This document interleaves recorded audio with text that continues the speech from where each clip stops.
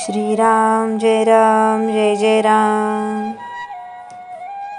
कोणत्याही कृतीत हेतू शुद्ध पाहिजे। तमोगुण हा तिन्ही गुणात जास्त जड असल्याने त्याचा परिणाम या जगामध्ये लगेच दिसून येतो। दुष्टबुद्धी हा तमोगुणाचा परिणाम आहे, परंतु भगवंताच्या नामाने बुद्धी स्वच्छ करण्याची सोय माणसाच्या ठिकाणी आहे। यासाठी पुष्कळ नामस्मरण करावे, म्हणजे सत्वगुणाचा उदय होतो आणि बुद्धी शुद्ध बनते।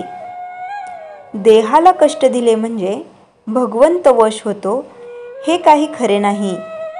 तसे जर असते तर रस्त्यात उन्हामध्ये खडी फोडणाऱ्यांना भगवंत लवकर वश झाला असता। भगवंताचे लक्ष आपल्या देहापेक्षा मनाकडे असते।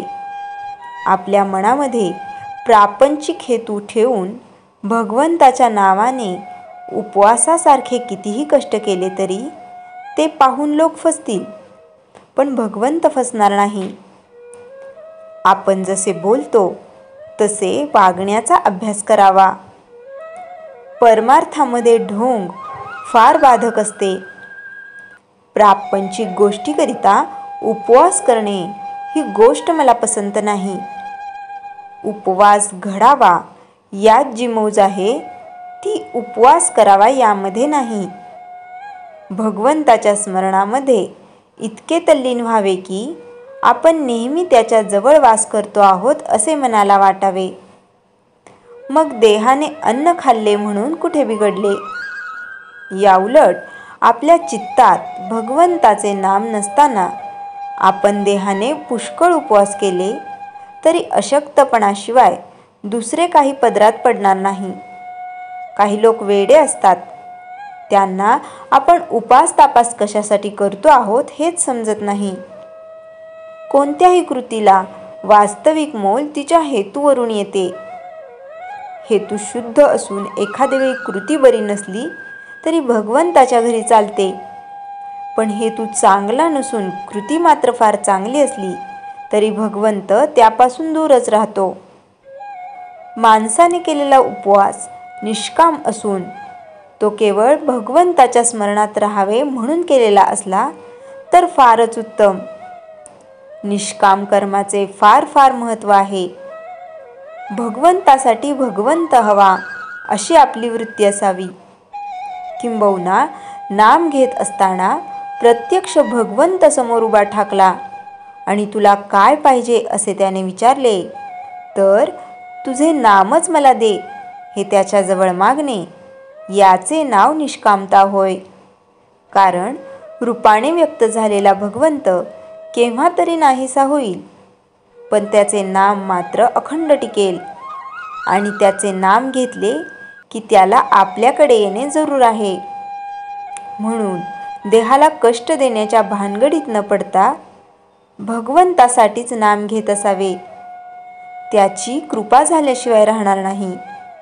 श्रीराम जय जय राम। चैतन्यवाणी जेथे नाम तेथे राम हा ठेवावा विश्वास, कृपा करील रघुनाथ खास। श्रीराम जय जय राम। श्री ब्रह्मचैतन्य गोंदवलेकर महाराजांच्या हृदय आठवणी। मारुतीरायाचे दर्शन। सन 1905 साली अयोध्येस असताना श्री महाराज सहज बोलून गेले की या परिसरात मारुतीरायांचे वास्तव्य आहे। कृष्णशास्त्री उप्पिन बेटीगरी यांना मारुतीचे दर्शन घेण्याची तीव्र इच्छा झाली। त्यांनी ती श्री महाराजांच्या कानावर घातली। आज करू उद्या करू म्हणून श्री महाराजांनी ती गोष्ट लांबणीवर टाकली। एक दिवस शास्त्रीबुवांनी आग्रह धरला, तेव्हा बरे म्हणून महाराज त्यांना घेऊन शरयूच्या पलीकडच्या तीरावर गेले। श्री महाराज बसले व समोर शास्त्रीबुवांना बसवले। त्यांना डोळे मिटावयास सांगितले। 5 मिनिटांनी डोळे उघडा म्हटल्यावर शास्त्रीबुवांनी मात्र श्री महाराजांच्या ठिकाणी त्यांना मारुतीचे भव्य दर्शन झाले. शास्त्रीबुवांना ते सहन झाले नाही. लगेच ते रूप जाऊन श्री महाराजांचे सौम्य रूप दिसू लागले. तेव्हा श्री महाराज बोलले, शास्त्रीबुवा, हे बाहेरचे दर्शन कामास येत नाही. अखेर खरे दर्शन स्वतःमध्ये होत असते. परत आल्यावर शास्त्रीबुवा भाऊसाहेबांना एवढेच म्हणाले, भाऊसाहेब, महाराज हे महाराज नाहीत बरं का. श्रीराम जय राम जय जय राम. जयाच्या जनी जन्मनामार्थ झाला, जयाने सदा वासनामात केला. जयाच्या मुखी सर्वदा नाम कीर्ती, नमस्कार त्या ब्रह्मचैतन्य मूर्ती. श्रीराम जय राम जय जय राम.